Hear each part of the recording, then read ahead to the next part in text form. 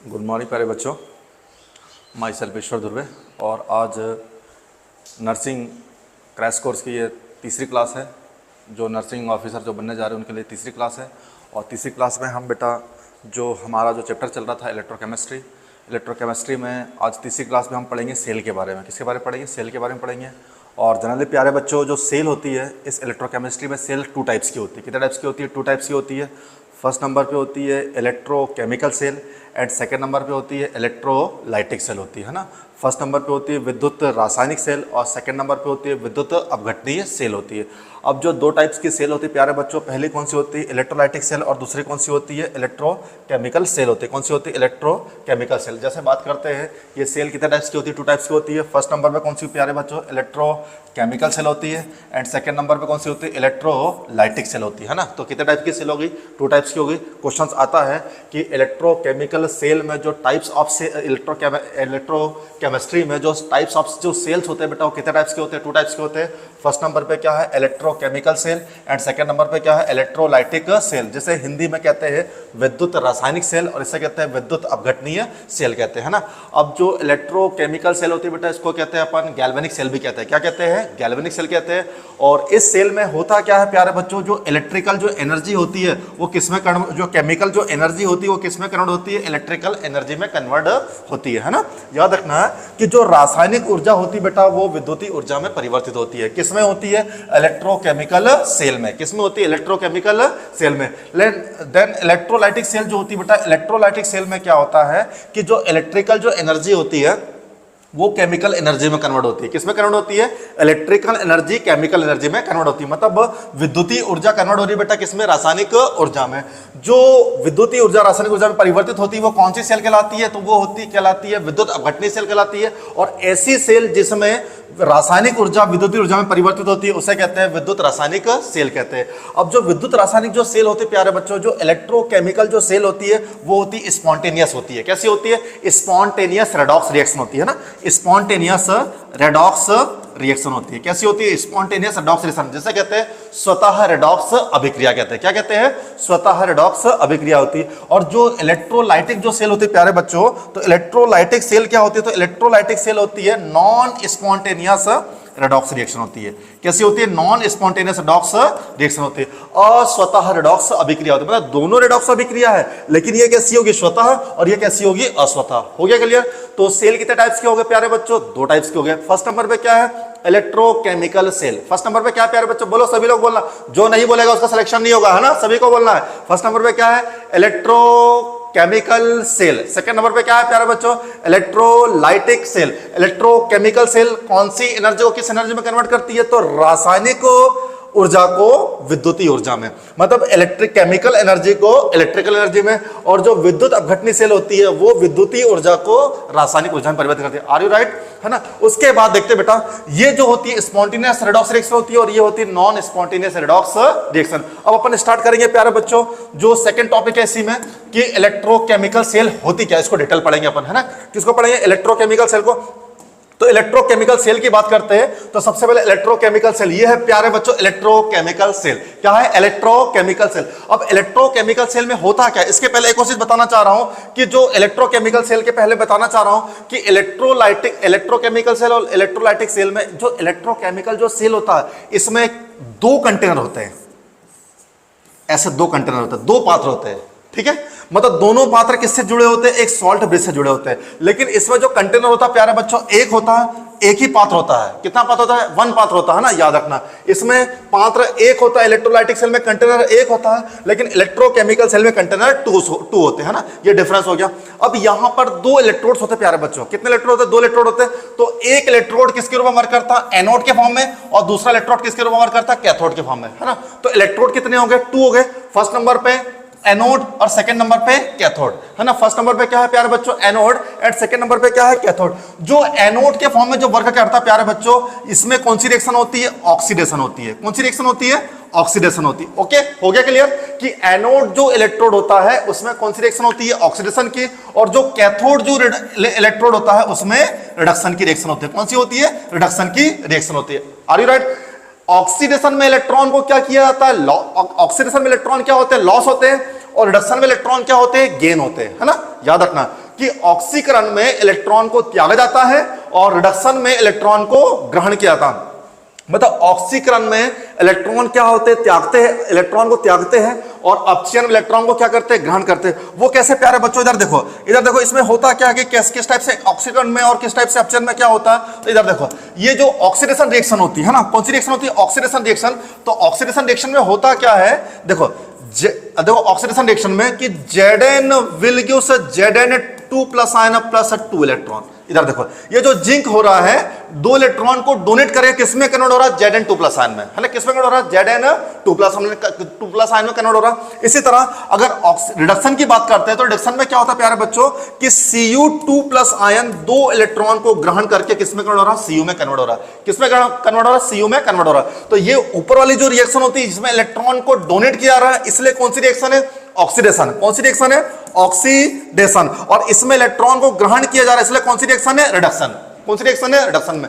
अब एक चीज और याद रखना कि वो 11th का टॉपिक है कि 11th में एक रेडॉक्स रिएक्शन एक चैप्टर है बेटा, है ना, 11th में एक रेडॉक्स रिएक्शन चैप्टर है जहां पर अपन ऑक्सीडेशन नंबर के बारे में याद करते हैं, ऑक्सीडेशन नंबर के बारे में मतलब में पढ़ते हैं ना। तो ऑक्सीजन संख्या क्या होती है, ऑक्सीडेशन नंबर कैसे ज्ञात करते हैं, उसके बारे में अपन कहां पे पढ़ते हैं, रेडॉक्स रिएक्शन में। लेकिन रेडॉक्स रिएक्शन इस नर्सिंग ऑफिसर के एंट्रेंस एग्जाम में रेडॉक्स रिएक्शन रिड्यूस हो गया, इसलिए उस चैप्टर को नहीं पढ़ेंगे। लेकिन उसकी जो बेसिक चीजें होती है कि किस टाइप से ऑक्सीजन संख्या को ज्ञात करते हैं, किस टाइप से ऑक्सीडेशन नंबर फाइंड आउट करते हैं, उसको मैं बताना चाह रहा हूं। कि सबसे पहले अगर बात करते हैं ऑक्सीडेशन नंबर की, तो ऑक्सीजन नंबर क्या होती है, ऑक्सीडेशन नंबर जैसे बात करते हैं किस कोई भी कंपाउंड हो, है ना, एवरी एलिमेंट, कोई भी एलिमेंट्स हो, किसी भी एलिमेंट्स की जब अपन ऑक्सीडेशन नंबर ज्ञात करते हैं तो उसको हमेशा क्या मानते हैं, एक्स मानते हैं। क्या मानते हैं, एक्स मानते हैं। जैसे फॉर एग्जांपल H2SO4, ध्यान दो बेटा, एक कंपाउंड है H2SO4, यहां पे सेंट्रल एटम के रूप में कौन है, सल्फर है। मतलब किसकी ऑक्सीजन नंबर ज्ञात करनी है आपको, सल्फर की। तो जिस भी एलिमेंट्स के ऑक्सीजन नंबर ज्ञात करते हैं उसको क्या मानते हैं अपन, एक्स मानते हैं। अब देखो यहां पे कौन कौन से एलिमेंट्स है, पहला कौन है, हाइड्रोजन, दूसरा कौन है, ऑक्सीजन, है ना। अब आपको पता है जो हाइड्रोजन जो एलिमेंट्स होता है वो ग्रुप नंबर फर्स्ट का एलिमेंट्स होता है। अब कितने हाइड्रोजन है, यहां पे 2 हाइड्रोजन है, तो 2 इंटू प्लस 1, उस हाइड्रोजन के ऊपर चार्ज कितना है, +1। मतलब 2 इंटू प्लस 1, मतलब चार्ज से मल्टीप्लाई किया था, है ना, 2 इंटू प्लस 1। अब ये सल्फर है तो सल्फर को क्या मानोगे आप, एक्स, क्योंकि उससे ऑक्सीडेशन नंबर आपको क्या करनी है, फाइंड आउट करनी है। प्लस कितने ऑक्सीजन है बेटा, यहाँ पे 4 ऑक्सीजन है, और एक ऑक्सीजन के ऊपर जो चार्जेस होता है -2 चार्ज होता है। कितना चार्ज होता है, -2 चार्ज होता है। अब इस कंपाउंड के ऊपर कोई चार्जेस नहीं है, मतलब ये न्यूट्रल कंपाउंड है। जब किसी कंपाउंड के ऊपर कोई चार्जेस नहीं होता है तो उसके इक्वल में, सबके इक्वल में क्या लगाया जाता है, 0 लगाया जाता है। ठीक है, अगर कोई चार्ज रहता है जैसा suppose that SO4 2 minus ion होता तो इज इक्वल टू कितना लगाते हैं अपन, -2 लगाते हैं। लेकिन कोई चार्जेस नहीं है इसलिए उसके इक्वल में क्या लगाओगे, 0 लगाओगे।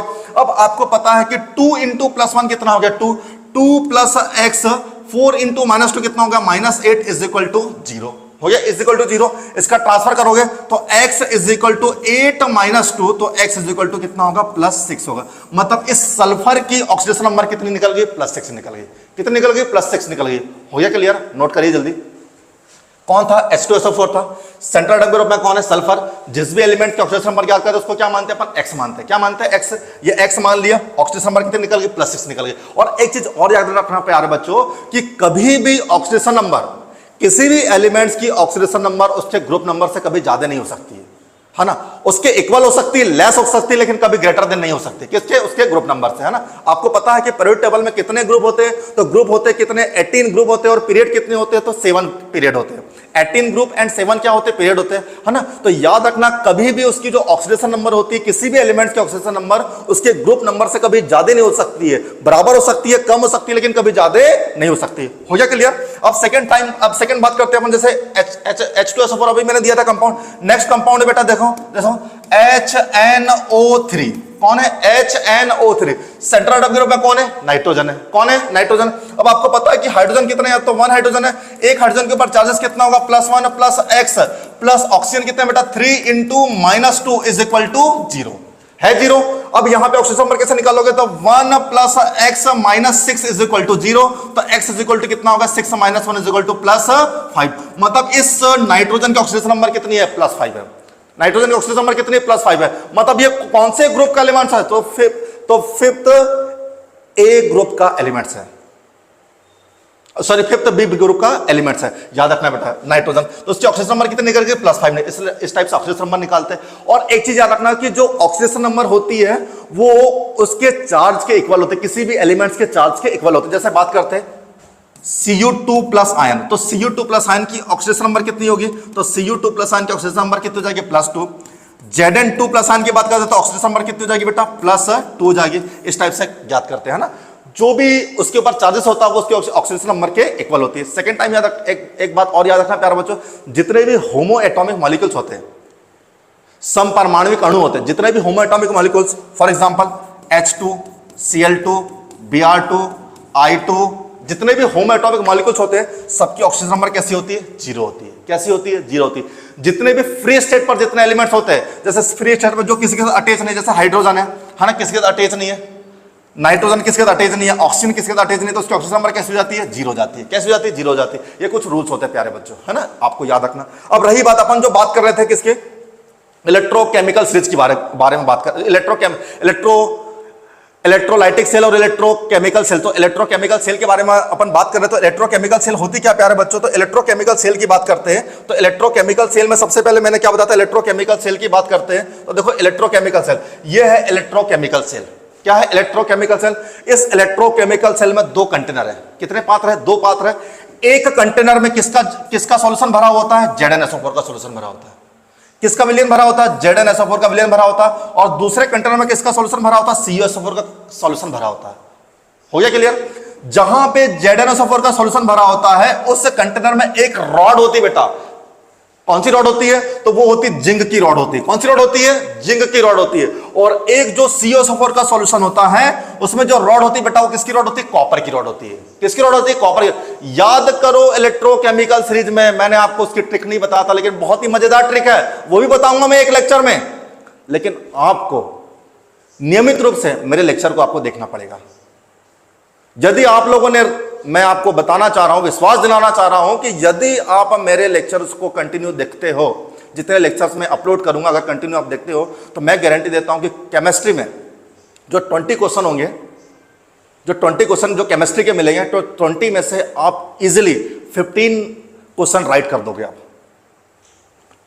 लेकिन कंडीशन एक ये है, शर्त एक ये है कि आपको मेरे लेक्चर्स कंटिन्यू आपको देखने पड़ेंगे। तो सबसे पहले ये है, एक ZnSO4 का सॉल्यूशन है, एक CuSO4 का सॉल्यूशन है। इस ZnSO4 के सॉल्यूशन में किसकी रॉड भरी हुई है, जिंक की रॉड। किसकी रॉड रखी हुई है, जिंक की रॉड। इसमें किसकी रॉड रखी हुई है, कॉपर की रॉड। जो कॉपर की रॉड होती है बेटा वो किसके रूप में वर्क करती है, कैथोड के फॉर्म में। जो जिंक की रॉड होती है किसके रूप में वर्क करती है, एनोड के फॉर्म में। एनोड में कौन सी रिएक्शन होती है प्यारे बच्चों, तो ऑक्सीडेशन। कौन सी रिएक्शन होती है, ऑक्सीडेशन। कैथोड में कौन सी रिएक्शन होती है, रिडक्शन। कौन सी रिएक्शन होती है, रिडक्शन। हो गया क्लियर। रिडक्शन में इलेक्ट्रॉन को गेन किया जाता है, ऑक्सीडेशन में इलेक्ट्रॉन को डोनेट किया, तभी तो यहां पे एक रिएक्शन होती है, Zn will use Zn2+ ion +2 electron. और यहां पे क्या हो गया प्यारा बच्चों कि Cu2+ ion +2 electrons will use Cu। मतलब इस कॉपर का क्या हो रहा है, अपचयन हो रहा है। इस जिंक का क्या हो रहा है, ऑक्सीकरण हो रहा है। दोनों इलेक्ट्रोड के बीच में एक गैल्वेनोमीटर लगा होता है। इलेक्ट्रॉन एनोड के ऊपर जो साइन होता है बेटा कैसा होता है, नेगेटिव, और कैथोड के ऊपर साइन कैसा होता है, पॉजिटिव होता है। इलेक्ट्रॉन का फ्लो किधर से किधर की ओर चलता है, तो इलेक्ट्रॉन का फ्लो चलता है एनोड टू कैथोड, और करंट का फ्लो चलता है कैथोड टू एनोड। हो गया क्लियर। तो याद रखना इलेक्ट्रोकेमिकल सेल में कंटेनर कितने होते हैं, 2 होते हैं। पात्र कितने होते हैं, 2 होने। दोनों पात्र आपस में किससे जुड़े होते हैं प्यारे बच्चों, दोनों पात्र आपस में जुड़े होते हैं एक सॉल्ट ब्रिज से। किससे जुड़े होते हैं, एक सॉल्ट ब्रिज से। किससे जुड़े होते हैं, सॉल्ट ब्रिज से, है ना, लवण सेतु से जुड़े होते हैं। अब दोनों कंटेनर एक लवण सेतु से जुड़े होते हैं। आपको याद रखना है कि एक चेंबर में ZnSO4 का सॉल्यूशन भरा होता है, देन दूसरे चेंबर में CuSO4 का सॉल्यूशन भरा होता है। जिस चेंबर में ZnSO4 भरा होता है उसमें जिंक की रॉड होती है, एंड जिस चेंबर में CuSO4 सॉल्यूशन भरा होता है उसमें कॉपर की रॉड होती है। कॉपर की रॉड कैथोड के रूप में वर्क करती है, जिंक की रॉड एनोड के फॉर्म में वर्क करती है। जिंक की रॉड में कौन सी रिएक्शन होती है प्यारे बच्चों, ऑक्सीडेशन। एंड कॉपर की रॉड में कौन सी रिएक्शन होती है, रिडक्शन होती है। रिडक्शन में इलेक्ट्रॉन को क्या किया जाता है, गेन किया जाता है, और ऑक्सीडेशन में इलेक्ट्रॉन को क्या किया जाता है, डोनेट किया जाता है। तभी तो इस जिंक का क्या होता है, ऑक्सीकरण, और इस कॉपर का क्या होता है, अपचयन। और दोनों इलेक्ट्रोड के बीच में एक गैल्वेनोमीटर लगा होता है। जिसमें इलेक्ट्रॉन का फ्लो किधर से किधर की ओर चलता है। तो ये बहुत इंपॉर्टेंट क्वेश्चन है कि इलेक्ट्रॉन का फ्लो किधर से किधर की ओर होता है इस इलेक्ट्रोकेमिकल सेल में। तो anode to cathode, and current का फ्लो किधर से किधर की ओर चलता है, तो कैथोड टू एनोड। बहुत ही ज्यादा इंपॉर्टेंट क्वेश्चन, इसको नोट करिएगा, है ना, कि इलेक्ट्रॉन का फ्लो एनोड से कैथोड की ओर चलता है एंड करंट का फ्लो कैथोड से एनोड की ओर। हो गया क्लियर? तो मैं उम्मीद करता हूं कि आपको इलेक्ट्रोकेमिकल सेल समझ में आया होगा। इसके क्वेश्चन आप कर लीजिएगा, बहुत ही बेसिक क्वेश्चन पूछेंगे, ज्यादा टफेस्ट क्वेश्चन नहीं पूछेंगे। इसमें ऑक्सीडेशन रिडक्शन दोनों की रिएक्शन एक साथ होती है ना, oxidation and reduction, oxidation and reaction आप याद रखना।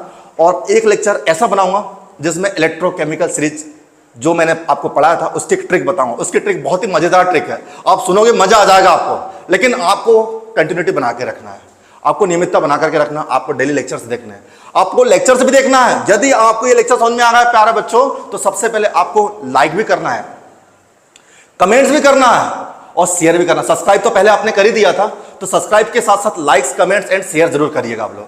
तो आप अगर शेयर करोगे, आप लाइक्स करोगे, कमेंट्स करोगे, सब्सक्राइब करोगे, तो मुझे भी अच्छा लगेगा और मैं और अच्छे अच्छे टॉपिक्स में आपके लिए एक लेक्चर वीडियोस बना के लाऊंगा ताकि आपको इसका बेनिफिट मिल सके। क्योंकि प्यारे बच्चों, मेडिकल फील्ड एक ऐसा फील्ड है, एक बार आप इंटर तो होइए मेडिकल फील्ड में, मजा आ जाएगा। मेडिकल फील्ड में सम्मान के साथ साथ पैसा भी बहुत है, लेकिन एक बार आपको इंटर होना पड़ेगा।